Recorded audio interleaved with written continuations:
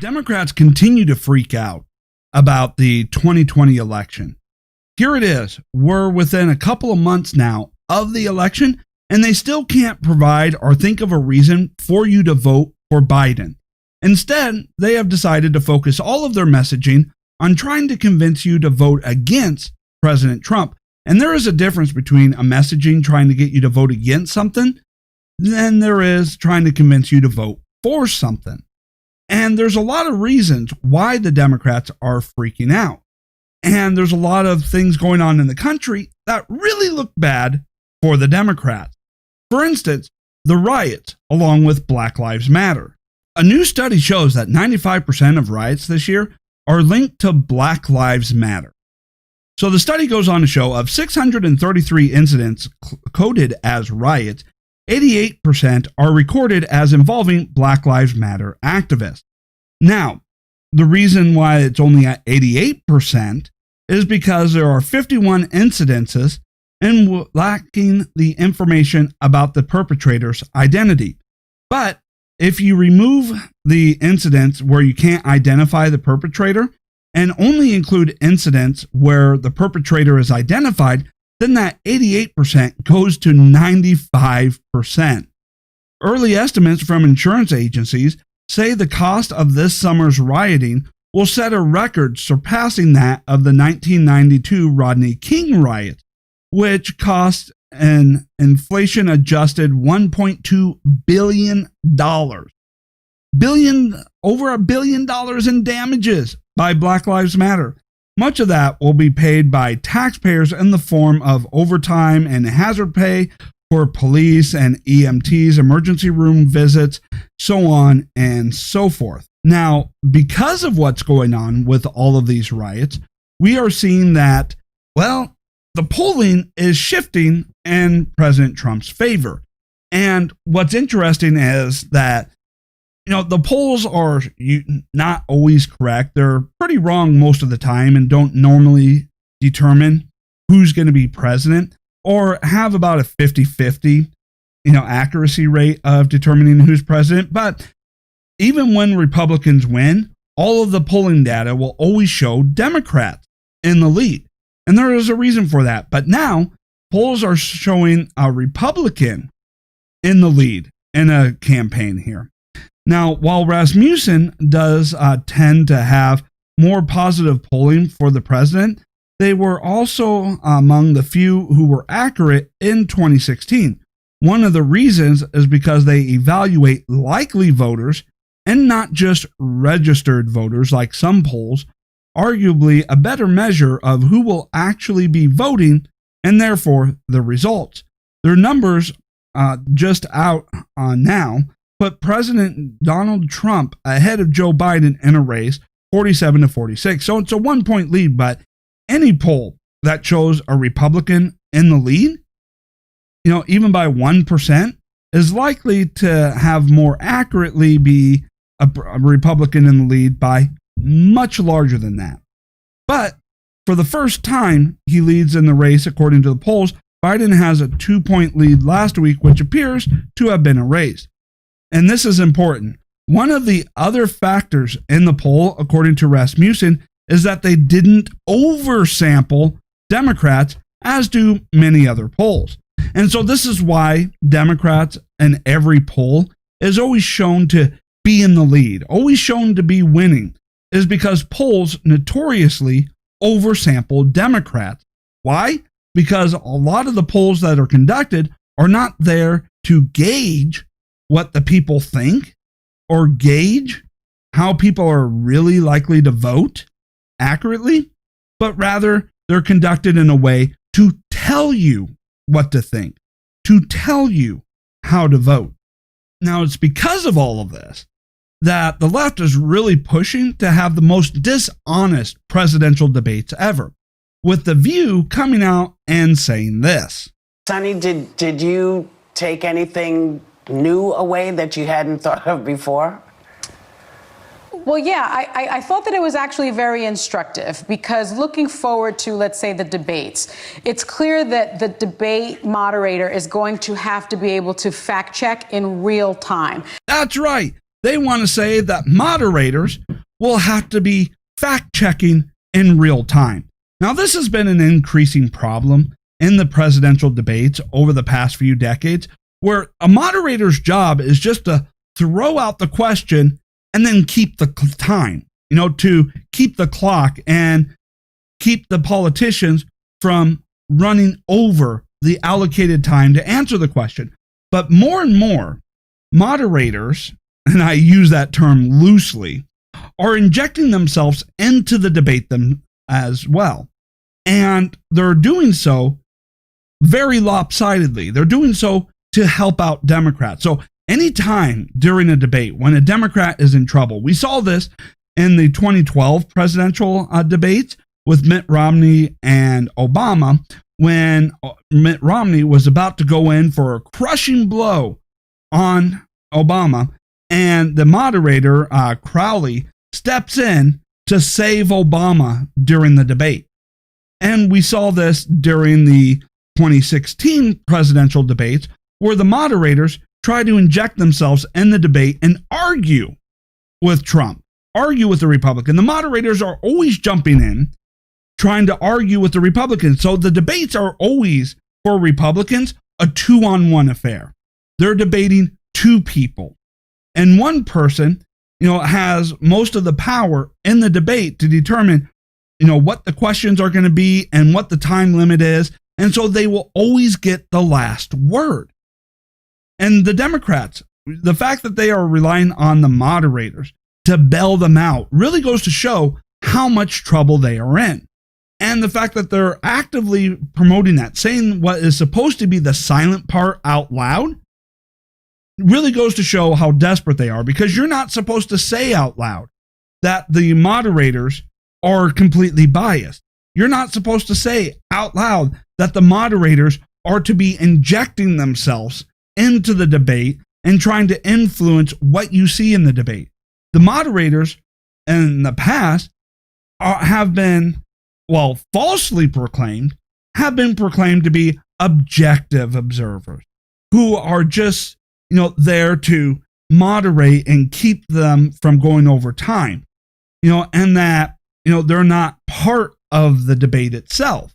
But now they are actively saying out loud that the moderators, they're not objective, they're not neutral, they're not there to just keep the time and the debates on track. No. They're there to attack the Republican. They're there to attack the president. They're there to be a second person to bail out the Democrats when they're in trouble, to bail out Joe Biden, and to try and damage President Trump in the debate itself. It is amazing. They keep going off constantly, showing just how desperate they are. Furthermore, another problem that the Democrats have is their very anti-science approach to everything. So they are going out there and fear-mongering with the coronavirus. Now, they've been doing this for a long time, but now they're going off and trying to actively undercut a vaccine, trying to say, well, if we do find a vaccine before the election, no, don't credit Trump. Don't you dare think Trump did anything great here. In fact, don't trust the vaccine. The Democrats becoming anti-vaxxers. Now that's interesting. Take a look. I will say that I would not trust Donald Trump, and it would have to be a credible source of information that talks about the efficacy and the reliability of whatever he's talking about. I will not take his word for it. He wants us to inject bleach. No, I will not take his word. Now, as part of the Democrats being so anti-science, they try to promote themselves as being pro-science. Why? Because, like all authoritarian regimes, they have corrupted scientists. They have used the power of the purse, and they have used, bullying tactics, and used the ability to destroy careers to force scientists to bend scientific data, consensus, and theories to the will of the Democrat parties. And we see this happening over and over again, where we get all of these, the scientific community says this, and yet they don't go through the scientific process, and they don't actually provide any evidence. In fact, a lot of what they engage in is junk science.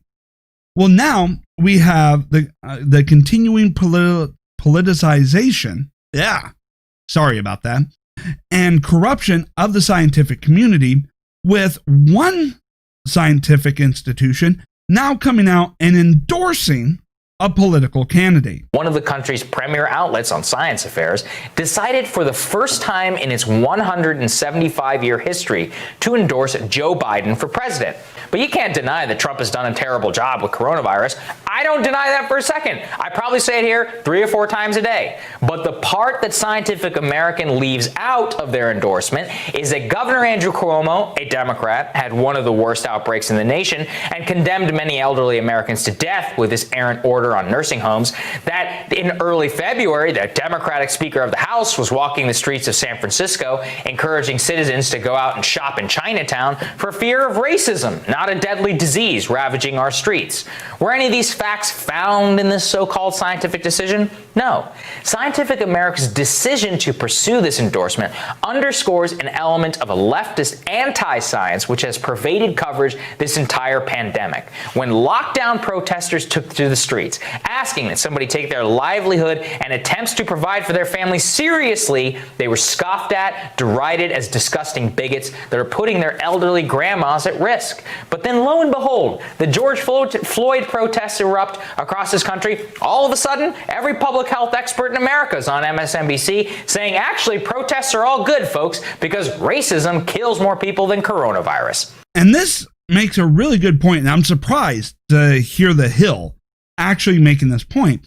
But it points out the complete hypocrisy around the coronavirus, where, as it was pointed out, that if someone went out and protested the lockdowns because they wanted to be able to provide for their family, they were mocked, ridiculed, and actually, determined to be a threat, that they were the problem, that they were going to cause mass deaths. But then if somebody went out to protest and advocate for left-wing causes, then that was okay. That was fine. There was no threat, no risk of the coronavirus.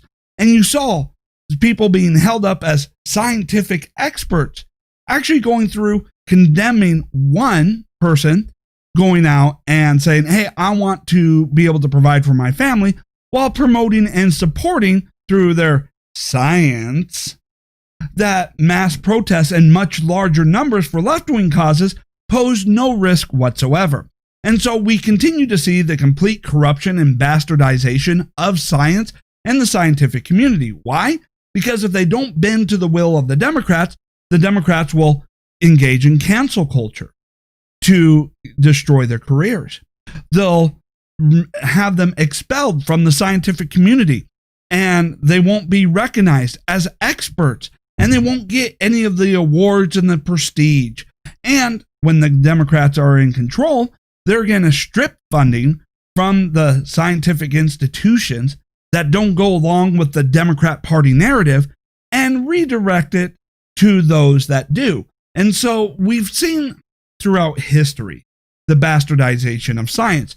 Adolf Hitler had so-called scientists go out and prove scientifically that Jews were not actually human, that they were subhuman. We saw scientists, back in the early days of slavery going off and, claiming that, people of color were not actually human and that they were evolutionarily deficient compared to other racial groups. So, the bastardization of science in order to promote authoritarianism, corruption, or complete horrible and despicable people, it has been going on throughout history. And if you look at the papers and you look at the so-called studies of these scientists, you can usually tell the ones who are corrupt and bastardizing science and the ones who are engaging in legitimate science. Because those bastardizing science never get beyond the theory stage. They never actually go through and test anything. And so, yes, because the Democrats have politicized the coronavirus and have been, having, so-called experts in the scientific community completely disgrace the field of science, their career, and any institution that they are a part of, we start seeing a lack of trust in science or, so-called scientists as we do in the media. Because there's only so many times that they can be proven to have lied to us before we stop actually trusting them blindly. And it's really sad because what the left has done in politicizing the coronavirus is that they are actually engaging and trying to get more people killed. They are actively trying to create a situation where there will be more deaths. Why? Because they think they can blame those deaths on President Trump. Remember, in the early days when Trump was instituting travel bans, they denounced travel bans. When Trump was, going off and saying, hey, maybe we should, engage in a little bit of social distancing, the Democrats were going out there and saying, hey, come on down to Chinatown. Come on, go to mass celebrations. And then as we started seeing the coronavirus wane, we started seeing cases, go down. We started seeing things clearing up. What happened? George Floyd, police shootings. Guess what? If you go out and you protest in mass numbers, you won't be affected by the coronavirus. Go gather in these mass super spreader, events and protests. But don't worry about it. But then if Democrats or if Republicans hold, a small rally or have any protest themselves, those are super spreader events. They're trying to get everybody killed. It's the complete and total hypocrisy of it all. And it's really astonishing. It's really amazing. And so what the left has done is completely undermine any faith and credibility in science because they are completely pushing a bunch of bogus crap. And they are creating a situation to get more people killed because they think it will benefit them politically.